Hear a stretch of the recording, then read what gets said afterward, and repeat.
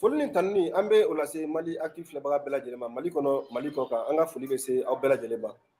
bi wula in na an ni ekɔliden jɛkulu dɔ bɛ ɲɔgɔn bolo ni olu ye élèves maîtres ye IFM na Institut de formation des maîtres ni olu ka ekɔliso ka formation bɛnnen don ka kalanmɔgɔ minnu kan ka an denw kalan olu ka formation bɛnnen don olu ma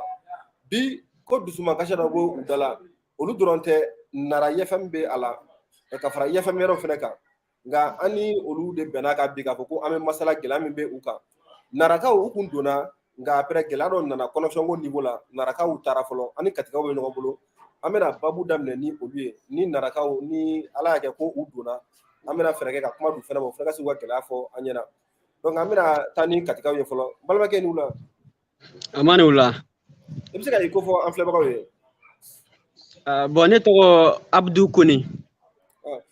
Abdou Kone i bɛ bɔ yɔrɔ jumɛn bon ne bɔ Kucala mara la mais an bɛ don min na i ko bi i ka kalanyɔrɔ bɛnnen don yɔrɔ jumɛn ma ani jɔyɔrɔ jumɛn b'i la aw ka tɔn kɔnɔna la an bɛ don min na i ko bi n ka kalanyɔrɔ bɛnnen don Kati ma jɔyɔrɔ jumɛn b'i la aw ka tɔn kɔnɔ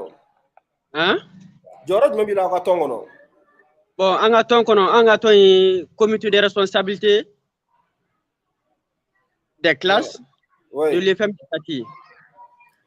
bon tɔn yɛrɛ ko ne de a ɲɛmɔgɔ ye ko gɛlɛya jumɛn bɛ aw ka kalanyɔrɔ la voilà ne de ye tɔn ɲɛmɔgɔ ye an ka kalanyɔrɔ la voilà gɛlɛya jumɛn bɛ aw ka kalanyɔrɔ la sisan bon n balimakɛ gɛlɛya min b'an kan bi an ka kalanyɔrɔ la ni n ko n bɛ n da se a bɛɛ lajɛlen ma est ce que su tɛna ko an na yan mais en grosso modo n bɛ se ka mun fɔ an bɛ wagati min na ko sisan tiɲɛ yɛrɛ la wariko gɛlɛya de bɛ an na n'o ye an ka bourse ye bon bourse ninnu dun filɛ nin ye fɔ ɲɛmɔgɔw k'a dɔn k'a fɔ an ka fɛn bɛɛ lajɛlen gulonlen don a la an ka dumuni sɔngɔw bɛ a la et puis an ka ko wɛrɛw fɛnɛ bɛ a la donc yan yɛrɛ bɛɛ lajɛlen interlen tɛ internat na dɔw interlen don externat na u bɛ loyer la an bɛ waati min na ko bi donc bourse ko gɛlɛya kɛlen don sababu ye fɔ sotigi yɛrɛ talen don a dɔw gɛn ka bɔ donc an bɛ munumunu la ten yɔrɔ kɔni mɔgɔ tɛ se ka kalan kɛ k'a sɔrɔ i bɛ condition dɔ la a ma nɔgɔ kosɛbɛ donc wariko kamana gan ni fɛn wɛrɛw bɛ an na comme ça kalan yɛrɛ a kɛla sababu ye fo ka baara gɛlɛya an bolo ka tali kɛ o kan sa bi nin ye an semaine sabanan de ye an bɛ kɛnɛma an bɔlen don ayiwa i ka kuma latigɛ narakaw nana an b'a n'a sera ka don yɔrɔ di narakaw ma awɔ narakaw an'u la selfie fɛn min kan ko foli bɛ ka bila sa narakaw tulo bɛ na ay mankan di wala ma ay mankan ta kan ko sa ko narakaw tulo bɛ na wala an tulo b'i la a fila bɛ don sa kuma bɛ ani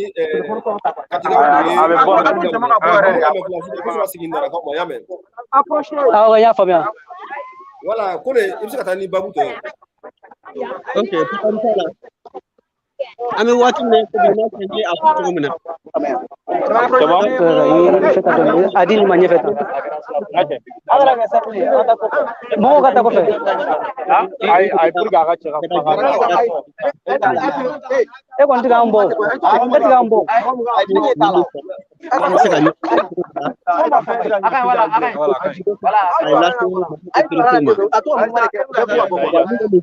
k'a lajɛ yɛrɛ de dɔn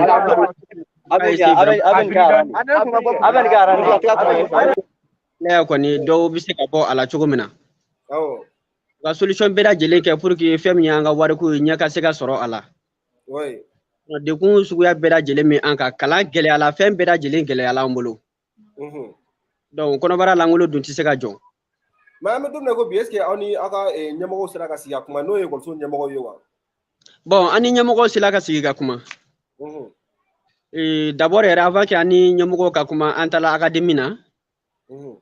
bon an y'a essayer pour que an ni DAI bɛ se ka ɲɔgɔn ye bon yanni an ka ɲɔgɔn ye a y'a essayer k'an lamunumunu yɛrɛ de depuis i b'a dɔn k'a fɔ ko ko dɔ bɛ fɛn kɔrɔ fɛn min jɛlen tɛ donc a y'an reçoit cogo min na vraiment donc a ma kɛ c'est à dire condition ɲɛnama kɔnɔ bon a ma kuma duman fɔ an ye an munumunu dɔrɔn k'an labila quoi a ma se ka foyi fɔ an ɲɛna an bɛ se ka mun lakale mɔgɔ ye ni o bɛ faamuya mais an ka waati la ko kasabi dɔ kun nana waati dɔ la ko école dɔ yɛrɛ de bannen don k'o minɛ fɔlɔ quoi yalima cɛ ko awɔ mun nana n'o ye yo kasabi ko in na an bɛ se k'a fɔ o mana a nacogo la parce que ne hakili la n'i ma ɲa k'i bi mɔgɔ kɔni ka juru kɔni sara juru daminɛna yɔrɔ min na i b'a daminɛ yen de mais ne y'i pan ka t'i bari a camancɛ la fɛn yɛrɛ mun a ma wari mun yɛrɛ juru ta e fɛ fɔlɔ ka taa a fɔ ko e b'o sara o kɔni ye ka taa juru wɛrɛ de don a la an mago tun b'a la an ka juru ka sara k'a daminɛ octobre la ka taa novembre ni décembre la nka olu taara an ka wari sarali daminɛ janvier la janvier ni février ni mars n'i y'a jateminɛ février yɛrɛ dun ma sa fɔlɔ kuma tɛ k'a fɔ k'an ka don mars kɔnɔ donc ni an ye o wari ninnu ta sisan komi n'a fɔ u ye juru de don an na bon an ka turuso yɛrɛ bɛ o ma sɔrɔ fɔlɔ mois d'octobre bɛ o ma sara novembre ni décembre bɛ o ma sara depuis yɛrɛ san yɛrɛ daminɛ na nouveau dɔw bɛ olu ma dɔrɔmɛ kelen yɛrɛ sɔrɔ fɔlɔ yɔrɔ kɔni a kuma ka ca donc an bɛ don min ko bi an ka laɲini yɛrɛ ye jumɛn ye IFM na Kati yen nɔ bon an ka laɲini ye fɛn min ye IFM kɔni kɔnɔ yan bi Kati o de ye Mali ɲɛmɔgɔ bɛ se k'a lajɛ cogo min na tiɲɛ yɛrɛ yɛrɛ la ka ɲɛfɔli kɛ an ye ou bien k'a ɲɛɲini an ka kalo minnu bɛ yen ni olu ma sara n'olu bɛ retard la ka fara an ka turuso kan k'an dɛmɛ ka fara recrutement fɛnɛ kan donc k'a bɛɛ lajɛlen ɲini k'a bila an ka bolo kan pour que an bɛ se ka don classe kɔnɔ cogo min na ka kalan kɛ sinon n'o tɛ vraiment kalan a position ma nɔgɔ an fɛ yan parce que an camarade de classe dɔw gɛnnen don ka bɔ u ka so kɔnɔ loisirs fɛ an tɛ se ka don classe kɔnɔ tiɲɛ yɛrɛ la ka kalan kɛ ka olu to kɛnɛma a ma nɔgɔ mais an bɛ nin situation na a bɛ kalo joli bɔ a bɛ fɛnɛ bon nin ye an semaine 3 de ye a kɔnɔna na tan a ma kalo bɔ fɔlɔ yɛrɛ quoi a ma kalo bɔ fɔlɔ mais nin ye an semaine 3 de ye an tɛ classe kɔnɔ donc an bɛna narakaw fɛnɛ lamɛn k'a lajɛ ne olu la o ta bɛɛ fɛnɛ ye gɛlɛya kelen ye narakaw n'u la anu la anu la i bɛ se ka i ko fɔ an filɛbagaw ye ne ye Salif Samake le secrétaire général de l'FMPJ de Nara. Donc j'ai fait la 3e année de langue. Oui. Ça mun gɛlɛya bɛ aw fɛ yen nɔ bi Nara IFM na ye an kɔni fɛ yan Nara IFM na gɛlɛya caman bɛ yan nɔ mais an bɛ se ka an bɛ problème yɛrɛ min kɔnɔ na sisan o ye wariko kuma de ye sisan wariko problème de b'an na yan sisan donc an bɔra wariko in na a bɛ ɲini ka semaine an bɛ a semaine 3nan de kɔnɔna na donc an bɔra ka grève kɛ ko wari kan na bɔ wari kan ka na cogo min na wari mana ten normalement wari kan ka daminɛ novembre décembre muso dɔ fɛnɛ nana i n'a fɔ Kati ta ɲɔgɔn wari dɔ fɛnɛ nana aw fɛnɛ fɛ yen nɔ mais k'an ma min minɛ fɔlɔ voilà Kati an ni Kati bɛɛ bɛ nouveau kɛli la wari dɔ nana an fɛ yan nɔ mais a ma na i b'a fɔ ko a kun kan ka na cogo min na i y'a faamuya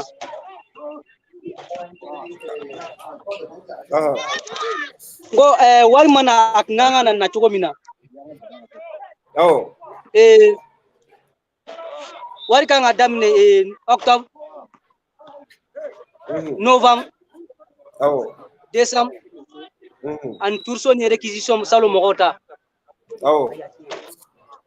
bon ni a fɔra ko o wari sarali ka daminɛ janvier février mars min ma sa fɔlɔ ko a fana ko ka di tuguni bon a tɛ faamuya bon an kɔni ye mankan kɛ a la wari ko ɲɛ ma se ka sɔrɔ mais a dɔw la est ce que dɔw t'a fɔ ko a k'o minɛ fɔlɔ sɔrɔ kɛlɛ kɛ a tɔw nɔfɛ wa est ce que o fɛnɛ kun tɛ solution dɔ ye wa bon an bolo o tɛ solution mais mɔgɔw kɔni y'o proposer mais an bolo o tɛ solution ye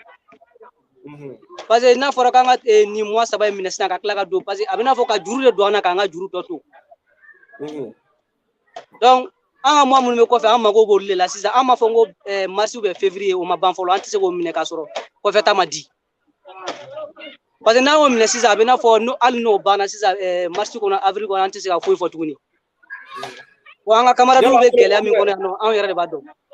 aw fɛnɛ ni aw ka école ɲɛmɔgɔ sigira ka kuma wa a kɛra directeur d'académie ninnu ye a kɛra école ɲɛmɔgɔ an n'u sigira ka kuma wa ouais an sigira an kumana ani administration mɔgɔw kumana ani gouverneur kumana donc o kɔni ye proposition min kɛ ko olu sera ka wari min sɔrɔ ko nin ye k'an ka don classe kɔnɔ fɔlɔ donc an mago be min na wari kan ka sɔrɔ waati min na k'u k'o fɔ an ɲɛna o waati de ma se ka fɔ donc problème de b'o yɔrɔ la sisan o kɔrɔ ka nin cɛsiri in kɔnɔ ani katikaw ani FM tɔw fɛnɛ a bɛ ɲɔgɔn kalama nin kɛlɛ in na kosɛbɛ wa ouais an bɛ ɲɔgɔn kalama an bɛ ka taa ɲɔgɔn fɛ an bɛ ɲɔgɔn kɔ donc an bɛɛ bɛ région kelen la donc kayi comment dirais-je là Kulukoro région dɔrɔn de touché len nin na ou bien FM tɔw aw tɔɲɔgɔnw talen don k'aw to ni avantage min na wa bon nin yɔrɔ la sisan Kulukoro région dɔrɔn de tora parce que liti daminɛna k'a sɔrɔ national kun don aw ta nana na cogo la mais an tɔ tora Kulukoro région dɔrɔn de n'o olu ka wari ma sɔrɔ a sɔrɔ cogo la donc oui aga nafolo ni ama sara aw ya bɛna to ni wulikajɔ na walima wulikajɔ yɛrɛ b'aw bolo ni aga wari ma di aw ma de bon ni nafolo in kɔni ma sɔrɔ ka di aw ma an tɛna se ka to tan dɛ vraiment a ka di an ye ka wuli ka se AM ɲɛmɔgɔw ma alolu kuma kuma fɔlɔ halisa alolu kuma wa bon ani u kuma na mais u fana ma se ka kan jɔli fɔ an ɲɛna an bɛ se ka mun faamuya kosɛbɛ parce que ko in filɛ nin ni a lajɛ a ta yɔrɔ ni a ba yɔrɔ ka jan donc fɛn dɔ bi fɔ i b'a sɔrɔ i ti taa ɲɛ foyi sɔrɔ a la quoi bon téléphone na kuma i b'a sɔrɔ fɛn waati do a ko ma se kosɛbɛ an tun bɛ fɛ ka yɛrɛ de ka wuli ka se u ma mais kati yan sous-section o bi lycée Mambi la an tun b'a fɛ dɔn ni nin waati in fana tɛmɛna ka wuli ka se olu ma komi olu de bɛ an bɛɛ coordonné an bɛ waati min na ko sisan an tun bɛ fɛ ka se olu ma n'a sɔrɔ u tun bɛ se k'an dɛmɛ yɛrɛ de ka fara an kan an bɛna sortie kɛ donc ka bɛɛ lajɛlen labɔ k'a daminɛ école professionnelle la ka na fondamentale ni jardin na ka bɛɛ lajɛlen labɔ jamana ɲɛmɔgɔ bɛ sɔrɔ fɛn quoi pour que a bɛ min nɔfɛ aw ka hakɛ ka se ka da aw ma wa voilà pour que an ka hakɛ ka se ka d'a ma parce que en tant que wari ma d'a ma n ɲɛ tɛ an don cogo la classe kɔnɔ k'a fɔ ko an bɛ kalan kɛ ok an bɛ sigi an bɛ narakaw fɛ yen nɔ Siri aw fana bɛ o position kelen na quoi donc ni wari ma di kalancogo tɛ yen nɔ an kɔni bɛ position min na ni wari ma di kalancogo tɛ yen parce que wari y'an ka droit de ye gɛlɛya min b'an kan yan nɔ an b'o de dɔn bon n'a fɔra ko anw ye fɛn saba an bɛ Kulukoro région na donc wari kan ka kɛ cogo min na donc an ni tɔw ma bɔ ɲɔgɔn na donc an tɛ se k'o faamuya ten donc n'an ka wari ma na i b'a fɔ ko tɔw nana cogo min na an tɛ se ka don classe kɔnɔ ok donc i ka kuma kuncɛ kuma bɛ se ka kɛ jumɛn ye sisan an ka babu sera a kuncɛyɔrɔ la donc an kɔni bɛ min ɲini jamana ɲɛmɔgɔw fɛ u ka a lajɛ ani an bɛ se ka min ɲini faraw ka coordination mɔgɔw fɛ olu u mago bɔ an na u k'a lajɛ an fana bɛ yan nɔ n'a fɔra ko les élèves étudiants du Mali donc an bɛ o la donc an ka gɛlɛya an bolo an ka gɛlɛya an n'olu ta de don bon n'olu y'a yira n na k'olu sen tɛ an ka gɛlɛya la o bɛ kɛ i n'a fɔ o ye injustice dɔ ye jamana kɔnɔ tuguni bon ne ko bolo keleya ni badenya ni ekɔlidenya kɔnɔna na u ka essayer ka an dɛmɛ ko an kungo la quoi parce que ko caman bɛ sen na bon a ka ca quoi donc Kone i ka kuma kuncɛ kuma jumɛn b'i bolo k'a lase an filɛbagaw ma bon kuma lakuncɛ kuma min kɔni bɛ ne bolo i n'a fɔ Sidi bɔra k'a fɔ cogo min na o kelen ninnu ne yɛrɛ kɔni bolo tiɲɛ yɛrɛ la an bɛ dɛmɛ ɲini Mali autorité fɛ u k'a kɛ Ala n'a kira kama ka vraiment k'anw lajɛ n'i ye ko in ta k'a jateminɛ i b'a sɔrɔ an bɔra fan caman de fɛ donc an région caman mɔgɔ bɛ anw na anw de nana kalan kama ni a fɔra ko an ni hakɛ min fɛnɛ ka kan ko o t'i ka sɔrɔ donc ka na an fɛn k'an bɔ k'an bila palon ni fɛnw na ten muso yɛrɛ dɔw bɛ yen olu bɛ taa finiko sarala ni fɛnw kɛ dɔw bɛ taa manufuriya ni ayiwa mansɔnkɔrɔbaaraw ni fɛn ninnu kɛ pour que u bɛ se k'u ka so saraw ni fɛnw sara cogo min na donc n'i ye a jateminɛ i b'a sɔrɔ o cɛ man ɲi tiɲɛ yɛrɛ la i nana kalan de kama mais ni a nana fɔ ko condition wɛrɛ de bɛ yen mun bɛ ka e bali ka kalan kɛ e dun ka hakɛ dɔ a kan ka d'i ma i b'a sɔrɔ a ma nɔgɔ quoi mun bɛ n bolo vraiment k'a fɔ jamana ɲɛmɔgɔ ɲɛna ka ko in yɛrɛ ta u k'a da u ɲɛkɔrɔ u k'a lajɛ région ma bɔ région na an bɛɛ maliden de ye mun y'a to région tɔw ta sela ka ɲɛnabɔ ka fɛɛrɛ k'ala an fɛnɛ ta ka se ka ɲɛnabɔ pour que an ka don classe kɔnɔ an ka se k'an ka kalan kɛ voilà deli dɔ yɛrɛ de an bɛ o fɔ Mali ɲɛmɔgɔ ɲɛna vraiment Ayiwa an bɛ aw fo kosɛbɛ an ka babu sera a kuncɛyɔrɔ la min tun bɛ tali kɛ kosɛbɛ élèves maîtres minnu bɛ Nara fo ka taa se Kati ma gɛlɛya min b'u kan u ka musakako la